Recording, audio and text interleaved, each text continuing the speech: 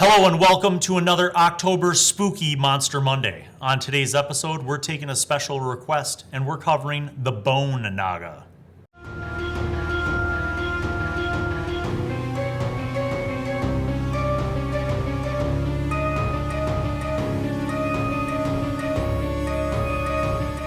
All right, so Reagan, we had a request from our most devoted and special friend, Rymore Morris, who is one of my patrons on Patreon, and he commented on the last Monster Monday with his request. Go ahead and read that. Please do Nagas. I think nothing is scarier than a massive snake with a person's face. Oh, and it has magic. Welcome to my nightmares, Bone Naga. Bone Naga. So, let's take a look at the Bone Naga. So, first of all, we should acquaint ourselves with Nagas in general. Now, Nagas are actually one of those creatures from, like, our world. From mythology of our world. Oh, is it? Yeah. Which myth? I feel like maybe Indians. Indian? From India. Okay. Maybe that's where Nagas come from. I don't know. But it's something like that. It's like a real thing from our world's mythology. But it was, brought into, like many creatures in D&D, it was brought into D&D. So, Nagas are intelligent serpents that inhabit the ruins of the past, amassing arcane treasures and knowledge. The first Nagas were created as immortal guardians by a humanoid race long lost to history. India. When this race died out, the Nagas deemed themselves the rightful inheritors of their master's treasures and magical lore. Industrious and driven, Nagas occasionally venture out from their lairs to track down magic items or rare spellbooks. Nagas never feel the ravages of time or succumb to sickness. Even if it is struck down, a Naga's immortal spirit reforms in a new body in a matter of days, ready to continue its eternal work. Now let's wrap our heads around that. It just can't die. Yeah. So that by itself is pretty cool, right? Mm-hmm. And you could think of, I could think of a bunch of different ways, and we were even talking about different ways. Like when I read that first part, you were like, what'd you say about them in the game? Like, oh, we could end up fighting this, Yeah, we right? could fight them because the Vixens are in a tomb right now. Mm-hmm. So, I think, though, that because there are different kinds of Nagas, there are different ways to use them. So here's the rest of the description. Benevolent dictators and brutal tyrants. Now, benevolent means kind, good. A Naga rules its domain with absolute authority. Whether it rules with compassion or by terrorizing its subjects, the Naga believes itself the master of all other creatures that inhabit its domain. Rivalry. Nagas have a long-standing enmity with the Yuan-Ti, with each race seeing itself as the epitome of serpentine evolution. So the Yuan-Ti are like a snake people race. Can they die? They can. So then how the heck would they ever think that they are the top dogs? That's the whole thing. They couldn't be because the Nagas are... Maybe they could. Literally immortal, like genuinely. Yeah. So, though cooperation between them is rare, Nagas and Yuan-Tis sometimes set aside their differences to work toward common objectives. However, Yuan-Ti always chafe under a Naga's authority. Immortal nature. A Naga doesn't require air, food, drink, or sleep. Mm-hmm. Yeah. So the basic types of Nagas in 5th edition are the Bone Naga, the Guardian Naga, and the Spirit Naga. So when we speak of like good Nagas, typically you think of the Guardian Naga as kind of the lawful good. The Spirit Naga tends to be evil, chaotic evil. But then there's the Bone Naga. And that's what we're going to focus on due to our request from our faithful patron. And it's Halloween. Yes. Gotta do with the bones. So, in response to the long history of conflict between the Yuan-Ti and the Nagas, Yuan-Ti created a necromantic ritual that could halt a Naga's resurrection by transforming the living Naga into a skeletal undead servitor. A Bone Naga retains only a few of the spells it knew in life. So remember when you were like, well, if they're immortal, how could they blah, blah, blah? So if the Yuan-Ti is able to defeat a Naga and do this necromancy on it, they could basically turn that Naga into a servant of theirs. So it's not literally a Naga anymore. It's like a zombie. Yes, but it's not totally dumb because it can cast spells still. But does it cast spells like for them? Mm-hmm. So a Bone Naga basically, in effect, is a Yuan Ti servant. Ah. So bear that in mind. All right, let's look at the stat block. So Bone Nagas, armor class 15, hit points 58. They have great strength, dex, con, intelligence, wisdom, and charisma. Those are all well above average stats. Damage immunities to poison. Condition immunities to being charmed, to exhaustion, to paralyzed, or poisoned. They have dark vision in 60 feet. They're considered a challenge rating 4, which is a nice area to be in because you could throw like one of these at a group of lower level characters if they were. What level's a regular Naga? Like a non. Well, so the Guardian Naga is considered a challenge rating of 10. Yeah, that makes Those are the good ones. The Spirit Naga is considered a challenge rating of 8. So the Bone Naga is actually the weakest of the Naga, but I think it's also kind of the scariest because it's the Bone Naga. Yeah. So let's talk about its abilities, though. So it does have spellcasting. The Naga is a 5th level spellcaster that needs only verbal components to cast its spells. If the Naga was a Guardian Naga in life, its spellcasting ability is Wisdom, and it has the following cleric spells. It has Mending, Sacred Flame, and Thaumaturgy for cantrips. It has Command and Shield of Faith, 1st level spells. Calm Emotions and Hold Person, 2nd, and Bestow Curse, 3rd level. If the Naga was a Spirit Naga in life, its spellcasting ability is Intelligence, and it has the following wizard spells. Mage Hand, Minor Illusion, Ray of Frost. Charm Person, Sleep, Detect Thoughts, Hold Person, and Lightning Bolt. It has a melee attack of a Bite with 10 feet of reach that does 2d6 plus 3 piercing damage plus 10 poison damage. Plus 3d6 poison damage. So even without the spells, it's a pretty formidable creature. How is that level 4? Well, because you think about it, I don't even want to know what level 10s are. You think about it, and one of these could probably be a great challenge to a group of people who are in levels 3 to 5. And still a decent challenge if you were even higher level. Let's say you had a group of a party that was 10th level. Mm-hmm. The 10th level party could probably own this Bone Naga in a matter of a couple rounds. But if there were 5 Bone Nagas, that'd be a different story. Right? So, and if you're fighting these, does that mean you're basically fighting their owners? The T1? Well, you could be fighting, they would certainly be protecting something that the Yuan Ti wanted them to protect, or guarding something. So maybe there's like a Yuan Ti. Do they still have their past? Because before you said that they were just to protect what their the people who died out like owned. So the Bone Nagas basically don't have that allegiance to their former history. Okay. The Bone Nagas could be servants guarding a treasure hoard, or guarding a wizard tower, or guarding some other Yuan Ti temple or underground lair. Dude, you have the photos at the Vixens. Like, there's just... Yeah, so the Yeah. Bone Naga could also be... So let's think.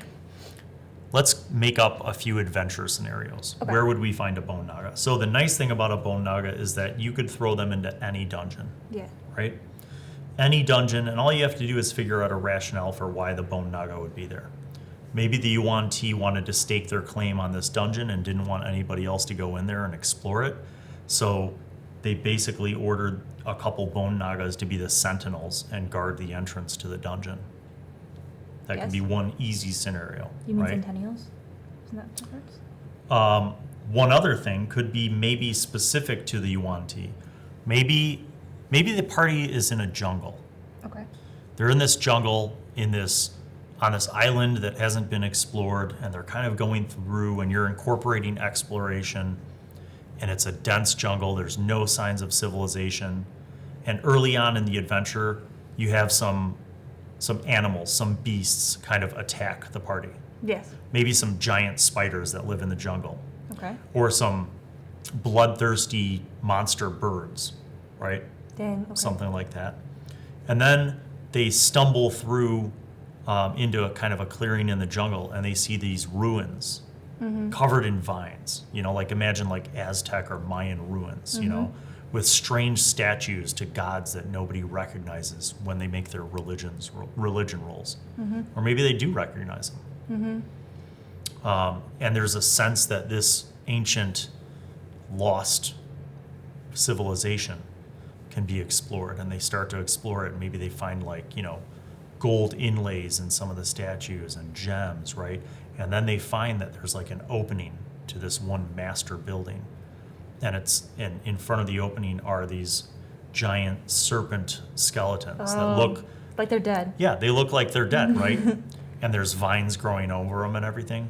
But as they get within, let's say, 30 feet, these skeletons jump up and attack, right? Dang. And so the Nagas are guarding the exterior of this ruined temple. And let's say the party gets past them and they continue on inward.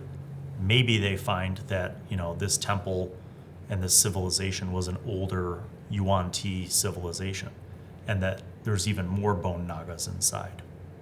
Dang.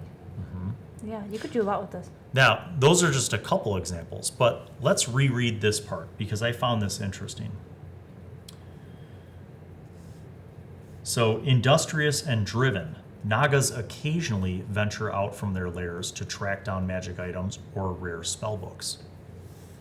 That's an interesting thing because I think, and it's one of those things where when you're a DM, you want to read these descriptions closely because in and of themselves, they can give you ideas.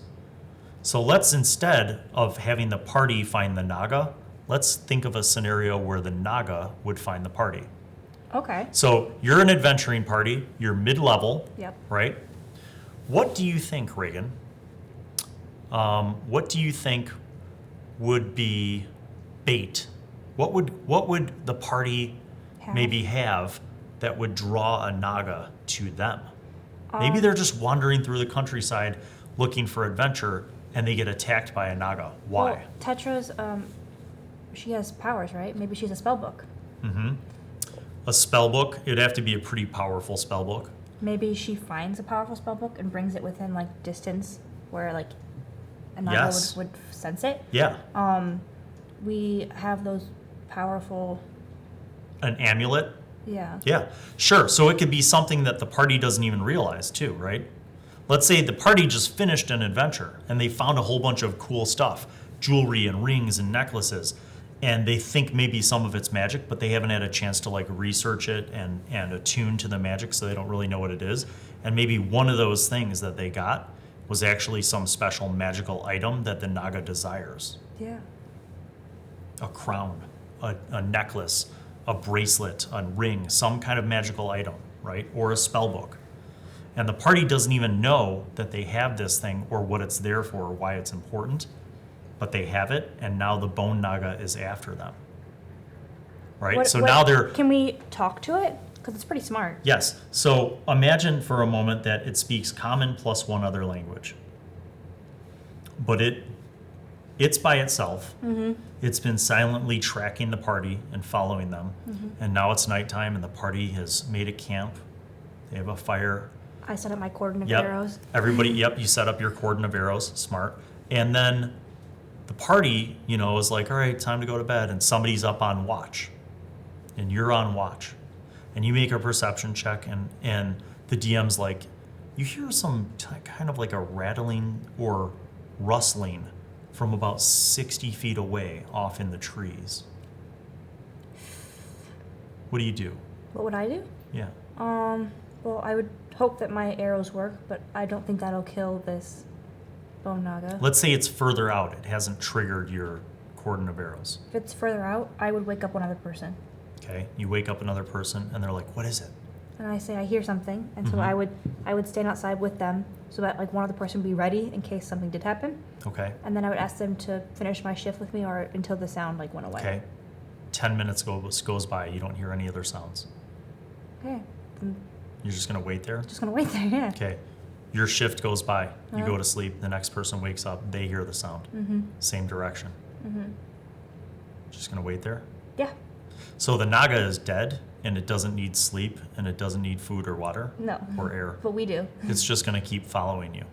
Yeah. And it'll make those noises until somebody goes to it. Well, okay, then wait, if it's just gonna stalk us for like the rest of our time, like why does it matter? We don't need to go find It's trouble. stalking you because it's waiting for the opportunity, the best opportunity, because it's smart. So then I would scream out into the dark. I'd be like, "Hello there, Obi-Wan." And then You hear a voice reply, "Bring me the black spider amulet." and then I would say, And then Do you at a have any certain gold? point, you'd realize, oh, we have this thing that we found in the treasure trove, and it looks like a spider, and it's made of onyx. I would ask what it does. It is sacred to me. Bring it to me, and I will give you 1,000 platinum pieces. Okay, so then I go up to it. Okay. Now, because it's lawful evil and it has a charisma of 16, it has lied to you. And because you've brought it out there by yourself, it shoots a lightning bolt at you and tries to kill you as quickly as possible. And I say, "Whoa, man, I was No, out here it's- trying to now help it's- you." Now it's trying to get you. So, and it bites you and poisons you, and then you have disadvantage, and it kills you, and it takes the amulet, and it slithers away. That was unnecessary. I would have just given it to him. It's evil. Is it really? It's lawful evil. It's the stuff of nightmares. That's unfortunate. So those are just a few ideas that Reagan and I have had in using the Naga, and there are so many more. Let me give you another example. Okay. This is how I think. Immortal nature. A Naga doesn't require air, food, drink, or sleep. New scenario. Ready? Yep. You're on a boat. You're on a boat with your party. I'm in half orc though. You're on a ship with your party. You're on the ship. Yep. Something attacks the ship. A Naga attacks the ship? Yeah, they're How? underwater because they don't need to breathe and they don't need to sleep or eat. And they just keep gnawing away and using spells and lightning bolts and mage hand to, and ray of frost to just nip away at the ship until it starts sinking. Then I die. And now they're in the water and they just grapple you and pull you underwater and take all your things. Then I'm dead. What even? Okay, you're on, here's another scenario. You ready? I'm on fire today. How was that a scenario that was just you slaughtering us? Yeah. Here's another scenario. You're moving through the open prairie, and there's a nice river going through the prairie, but it's kind of going fast, and you have to figure out a way to cross it. Sound familiar? So you're like, all right, somebody's going to swim across. Who swam across? Me. Somebody's going to swim across with the rope and then tie the rope, and then we'll all swing after. Okay, but the third person gets attacked by a Naga who's been waiting under the water, just jumps up, bites with poison, snaps back down under the water. Now what are you going to do? Next person trying to get over, Yeah. snaps, bites. Then they're dead. The party has been driven down. To Then two you got a people. couple people in the water. Let's say that you're like, I'll go and help them, and you start I going back wouldn't in. do that. Then they lightning bolt you, and water's a conductor. Your whole party gets fried. Bro, what? See? See? Nagas. I wouldn't go get them though. If you're already out of, well, we can leave the water It can. But why would it? because It could, is a perfect strategic place to be, to ambush you. But it could go eat the rest of us and then sit and wait for more people. But it doesn't need to eat me. That's right. It's just attacking me. That's it. It just wants your magic. But we don't have any magic. Here's another thing.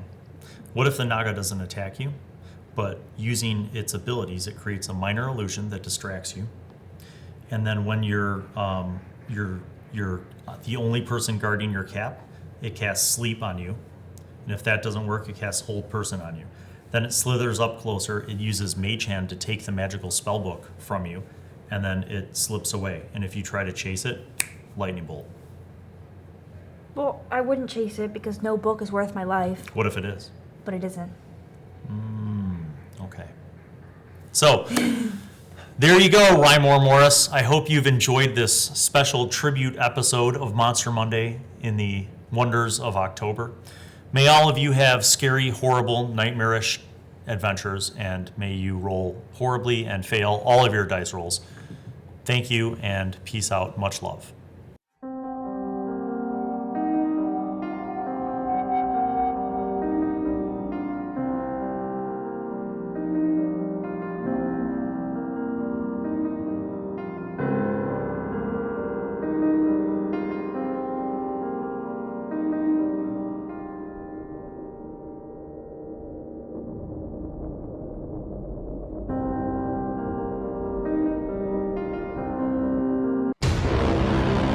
here's what he had to say. Why aren't you switching?